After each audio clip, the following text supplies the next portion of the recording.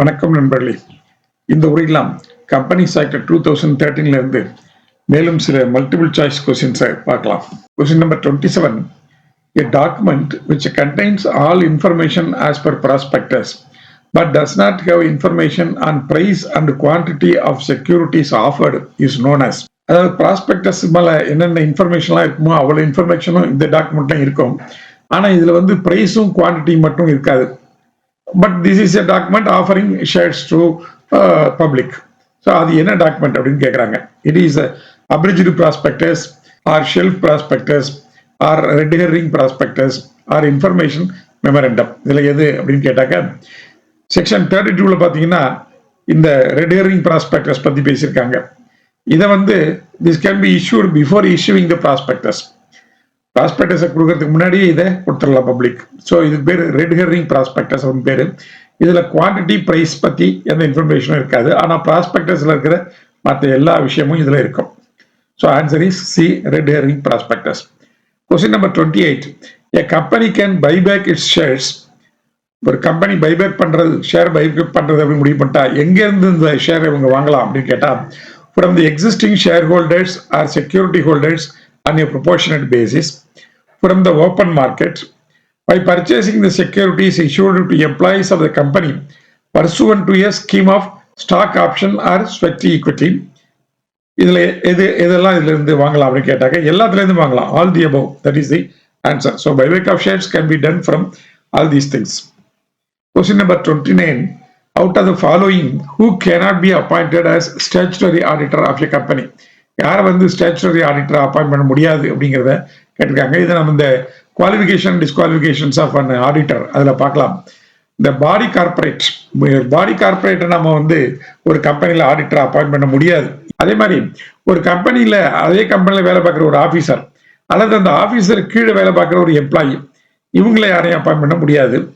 அல்லது a person who is relative or and indebted to the company for more than ₹5 lakhs. ஒரு கம்பெனிக்கு 5 லட்சம் ரூபாய் கடன் வாங்கியிருக்கிற ஆளு, இன்டெப்டட் ஆளு, அவரோ அல்லது அவருடைய ரிலேட்டிவோ, இவங்க யாரும் ஆடிட்டர் அப்பாயிண்ட் பண்ண முடியாது. ஸோ இப்போ இந்த ஆன்சர் என்ன அப்படின்னு கேட்டால் answer is D, all the above. Question number 13. Bad Boy Limited was incorporated on 25th May 2025. Its financial year ended on 31st March 2026. Last date for holding the first AGM of the company is. இப்போ நம்ம என்ன நினைப்போம், 25th May 2025 வந்துருச்சு. So அந்த எந்த வருஷம் incorporate பண்ணாங்களோ அந்த வருஷத்துல ஒரு ஏஜிஎம் கண்டக்ட் பண்ணணும் அப்படிங்கிற மாதிரி நமக்கு ஒரு ஐடியா இருக்கலாம். It's not so. ஆக்சுவலாக ஆக்ட் என்ன சொல்லுது அப்படின்னு கேட்டாக்க செக்ஷன் 96ல in case of first AGM it shall be held within a period of 9 months from the date of the closing of the first financial year of the company. First financial year எப்போ முடியுதோ அதுல இருந்து 9 monthsக்குள்ளார first AGM conduct பண்ணணும் அப்படின்னு சொல்லி section 96 சொல்லுது. அதுக்கப்புறம் என்ன ஆகும் அப்படின்னு கேட்டாக்க and in any other case within a period of 6 months from the date of the closing of the financial year. So answer is B, that is 31/12/26, that is 9 months from the closure of the financial year. Question number 31. Swaha Limited has the following things: equity share capital ₹400 crores, general reserves ₹100 crores, secured loans ₹50 crores. Advise the maximum quantum up to which the company can buy back its shares. ஒன்று, அதாவது அந்த ஒன்றில் என்னன்னு கேட்டால் buyback பண்ணும்பொழுது 2 விஷயங்கள் பண்ணலாம். ஒன்று, போர்டு அப்ரூவலோட ஒரு அளவு ஷேர் பைபேக் பண்ணலாம். 2, ஷேர் ஹோல்டர்ஸ் அப்ரூவலோட ஒரு அளவு பைபேக் பண்ணலாம். ஸோ இப்போ இந்த கம்பெனியில் போர்டு அப்ரூவலோட எவ்வளவு ஷேரை பைபேக் பண்ணலாம், ஷேர் ஹோல்டர்ஸ் அப்ரூவலோட எவ்வளவு ஷேரை பைபேக் பண்ணலாம் அப்படின்னு கேட்குறாங்க.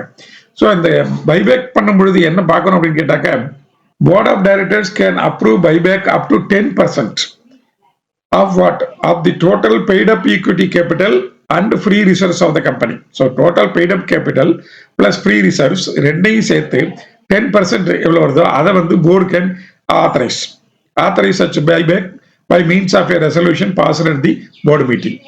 Shareholders by a special resolution can approve buyback up to 25% of the total paid share capital and free reserves of the company in respect of any financial year. இப்போ இங்க பாத்தீங்கன்னா equity share வந்து ஒரு 400 crores இருக்கு, general reserve free reserve ஒரு 100 crores இருக்கு. So அப்போ 400 plus 100 it is 500. So 500க்கு 10% பார்த்தீங்க அப்படின்னு சொன்னாக்க it is 50 crores. 20% பார்த்தீங்கன்னா it is 123 crore. So board அப்ரூவலோட 50 crores பைபேக் பண்ணலாம், ஷேர் ஹோல்டர்ஸ் அப்ரூவலோட 125 crores பைபேக் பண்ணலாம். That is the answer. Question number 32. Find the odd man out. Annual general meeting, class meeting, creditors meeting, extraordinary general meeting. இதில் எல்லாத்துலையும் பார்த்தீங்கன்னா எல்லாமே வந்து மெம்பர்ஸோட meetings, எது ஒன்று தவிர கிரெடிட்டர்ஸ் மீட்டிங்கை தவிர மீதி எல்லாமே members meeting. Annual general meeting மெம்பர்ஸோடது, கிளாஸ் மீட்டிங்கும் மெம்பர்ஸோடது, எக்ஸ்ட்ராடினரி ஜெனரல் மீட்டிங் மெம்பர்ஸோடது. ஸோ இதில் கிரெடிட்டர்ஸ் மீட்டிங் மட்டும் தனியாக இருக்குது, அதனால அது odd man out. Question number 33. According to the provisions of the Companies Act 2013, there shall be at least dash directors in a private limited company and at least dash directors in a public limited company. So minimum number of directors in a public company and a private limited company கேக்குறாங்க.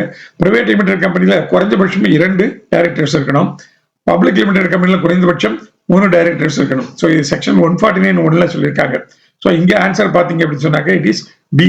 So private limited கம்பெனியில் minimum 2 directors, public limited கம்பெனியில் minimum 3 directors.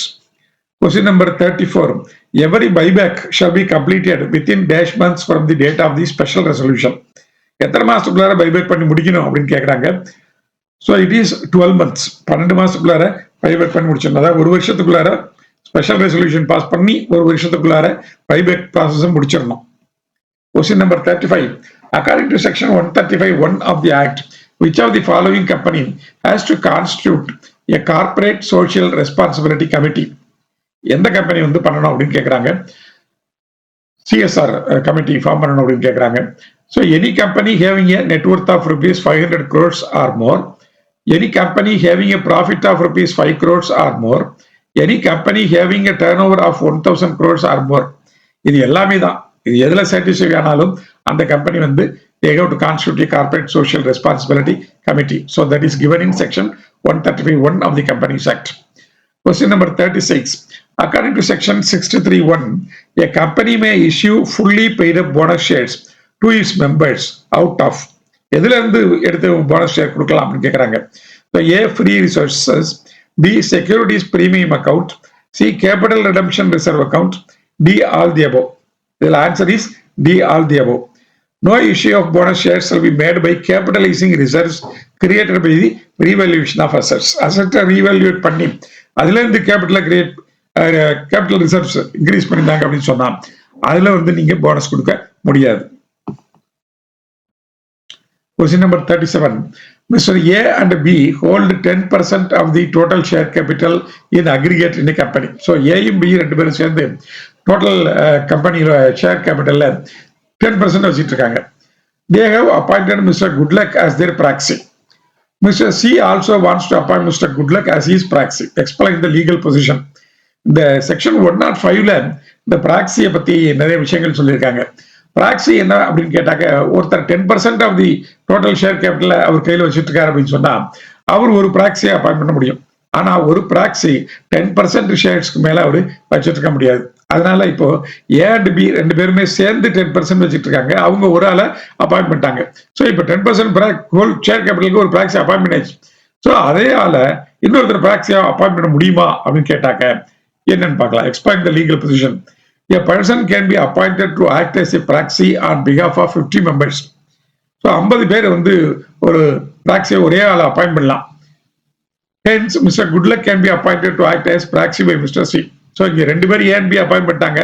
இப்ப CM அவரையே appoint பண்ணலாம் அப்படின்னு கேட்டா, ஆமா 50 பேர் அப்பாயிண்ட் பண்ணும்போது ஏன் 3 பேருக்கு அப்பாயிண்ட் பண்ணக்கூடாது அப்படின்னு பண்ணலாம் அப்படின்னு ஏல சொல்றாங்க.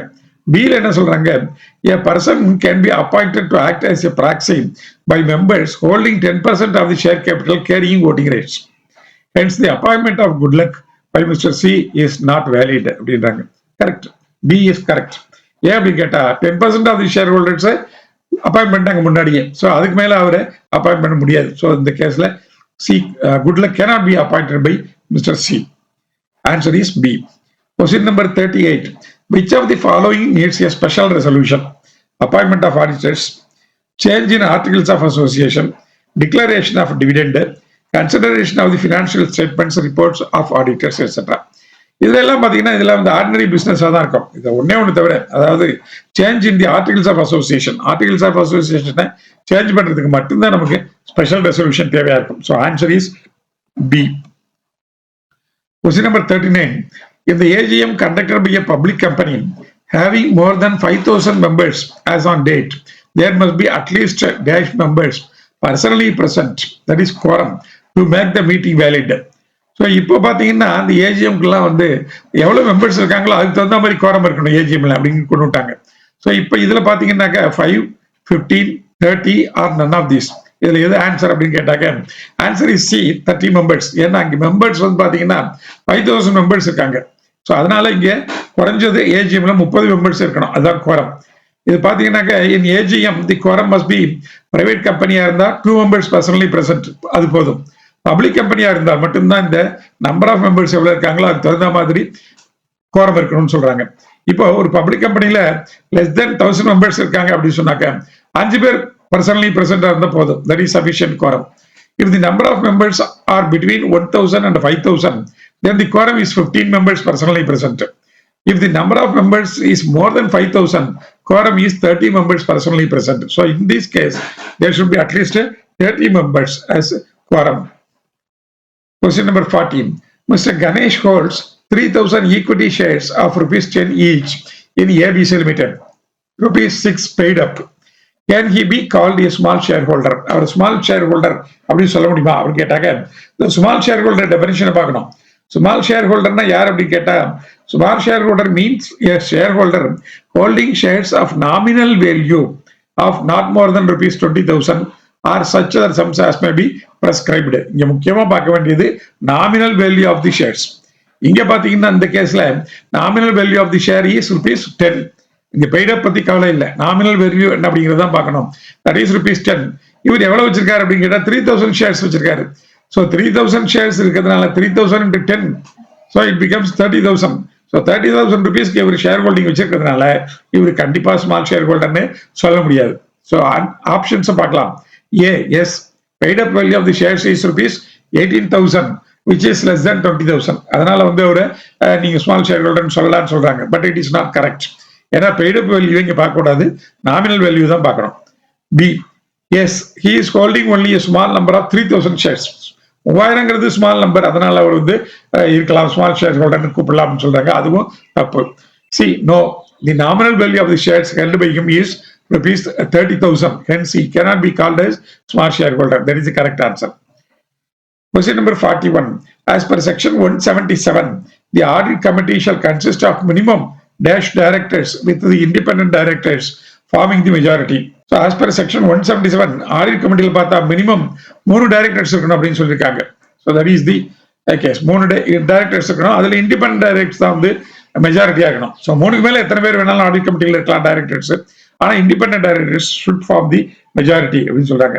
So answer is A. Question number 42. The securities premium account can be used by the company. இதற்கு யூஸ் பண்ணலாம் அப்படின்னு கேட்கறாங்க. A, for writing of the preliminary expenses of the company. B, for the purchase of its own shares or other securities.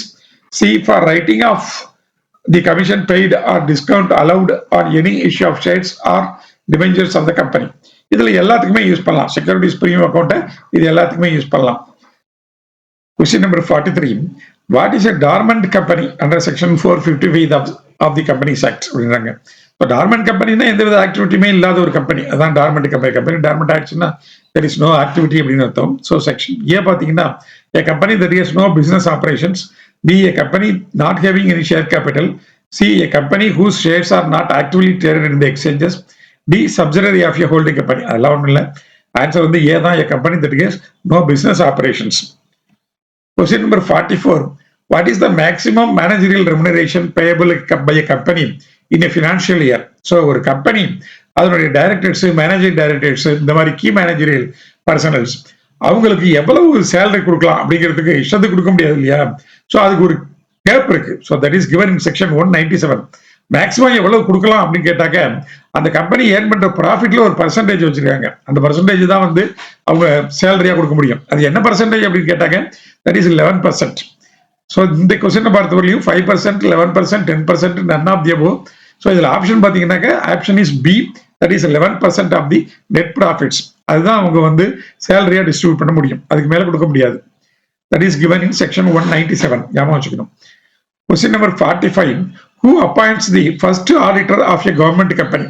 So this is the appointment of auditors in a company. So அதில் வந்து நீங்க பார்த்தீங்கன்னாக்க auditors அப்பாயின்மெண்ட்ல private கம்பெனில எப்படி appoint பண்ணணும், public கம்பெனில எப்படி appoint பண்ணணும், கவர்மெண்ட் கம்பெனில எப்படி அப்பாயின்ட் பண்ணணும், ஃபர்ஸ்ட் ஆடிட்டர்ஸ் எப்படி அப்பாயின்ட் பண்ணணும், சப்சிக்வெண்ட் ஆடிட்டர்ஸ் எப்படி அப்பாயின்ட் பண்ணணும், வேகன்சி இருந்தாக்க வேகன்சியில் ஆடிட்டர்ஸ் எப்படி அப்பாயின்ட் பண்ணணும், இது எல்லாத்தையும் சொல்லியிருக்காங்க. ஸோ அது எல்லாத்தையும் நம்ம டீட்டெயிலில் படித்து ஞாபகம் வச்சுக்கணும்.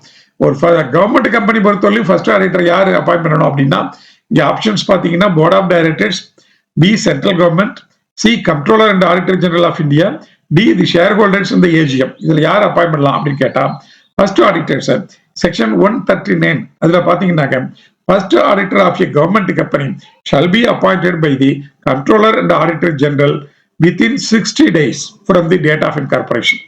So date of incorporation இருந்து 60 days குள்ளார CAG தான் அப்பாயின்ட் பண்ணணும் ஃபர்ஸ்ட் ஆடிட்டர்.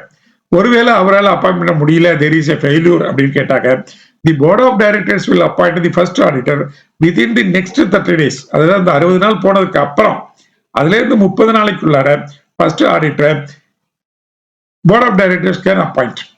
அந்த போர்ட் ஆஃப் டைரக்டர்ஸும் அப்பாயின்ட் பண்ணல, 30 டேஸும் போயிடுச்சு அப்படின்னா, in case of such failure, the members will appoint in the EGM, that is extraordinary general meetingல members வந்து within 60 daysக்குள்ள அப்பாயிண்ட் பண்ணி ஆகணும். So this is the case of first auditor of a government company. நல்லா ஞாபகம் வச்சுக்கணும். Question number 46. The certificate of registration is issued by. So ஒரு கம்பெனில charges இருக்கு, அப்படி சார்ஜஸ் இருந்து அப்படின்னு சொன்னாக்க ஒரு அசட் மேல சார்ஜ் கிரியேட் பண்ணி வச்சிருப்பாங்க. அதை என்ன பண்றோம் அப்படின்னு கேட்டாங்க, that has to be registered with the ROC, register of companies கூட ரெஜிஸ்டர் பண்ணி வச்சுக்கணும். ஸோ அப்படி ரெஜிஸ்டர் பண்ணா அவர் என்ன பண்ணுவாரு, சர்டிஃபிகேட் ஆஃப் ரெஜிஸ்ட்ரேஷன் அப்படின்னு சொல்லி ஒரு சர்டிஃபிகேட் கொடுப்பாரு. ஸோ அப்போ யாரு இந்த சர்டிஃபிகேட் ஆஃப் ரெஜிஸ்ட்ரேஷன் கொடுப்பாங்க அப்படின்னு கேட்டாங்க, that is the registrar of companies. So that is answer is B in this case. Question number 47. Change of registered office of a company within a city or village needs என்ன resolution வேணும், board resolution வேணுமா, ordinary resolution வேணுமா, special resolution வேணுமா, அல்லது central கவர்மெண்டோட approval வேணுமா அப்படின்னு கேட்டாங்க. இங்க வந்து answer D, that is board resolution. Board resolution இருந்தால் ஒரு ஊருக்குள்ள அல்லது ஒரு நகரத்துக்குள்ளார அந்த ரெஜிஸ்டர்ட் ஆபீஸை மாத்திக்கலாம், அட்ரஸை மாத்திக்கலாம். Question number 48. Choose the correct statement. If dividend is declared in the annual general meeting, dividend வந்து annual general meetingல வந்து டிக்ளேர் பண்றாங்க அப்படின்னா, it becomes a debt. Yes, it becomes a debt. அது ஒரு கடன் மாதிரி ஆகுது. So even shareholder can sue the company to give the dividend. It cannot be revoked. Yes, annual general meetingல டிக்ளேர் பண்ணாங்க அப்படி சொன்னாங்க, it cannot be revoked. It can be reduced by shareholders. shareholders reduce பண்ணலாம். ஆனா இது வந்து annual general மீட்டிங்ல board of directors சொல்லும் பொழுது ரெக்கமெண்ட் பண்ணும் பொழுது ஏஜிஎம்ல share holders can reduce the rate of dividend, but they cannot increase the rate of dividend. ஜாஸ்தியா கொடுங்க அப்படின்னு சொல்ல முடியாது. So four it can be increase by share holders. அப்ப அது ரெண்டுமே தப்பு தான். ஆன்சர் என்ன இருக்கு, all are correct. 1 and 2 only. Yes, 1 and 2 only. ஏன்னா ஏஜிஎம்ல டிக்ளேர் பண்ணதுக்கு அப்புறம் மெம்பர்ஸ் டிக்ரீஸ் பண்ண முடியாது. ரேட் ஆஃப் டிவிடெண்ட் வந்து போர்டில் வந்து அவங்க சொன்னாங்கன்னா, போர்டில் சொன்னதை ஏஜிஎம்ல மெம்பர்ஸ் எல்லாம் சேர்ந்து இல்லை இதை குறைக்கணும் அப்படின்னு சொல்லலாம். பட் ஏஜிஎம்லேயே டிக்ளேர் பண்ணாங்க அப்படின்னா technically the dividend is declared அப்படின்னு அர்த்தம். ஸோ அதுக்கப்புறம் அதை ஒன்றும் பண்ண முடியாது. So the answer is C, 1 and 2 only. Question number 49. In case of operation, application has to be submitted to ROC, NCLT, High Court, or none of the above. So here the answer is B, NCLT. So section 241 you can get the details. Question number 50. According to section 128(6), the responsibility of maintaining the books of accounts lies with the managing director, whole-time director in charge of finance, chief financial officer, all the above. இதில் எல்லாருக்குமே அந்த responsibility இருக்கு. So answer is D, all the above. Okay friends, thank you very much. I hope this will help you to refresh what you have studied so far. So we will meet in the next video with some more objective type questions. Thank you.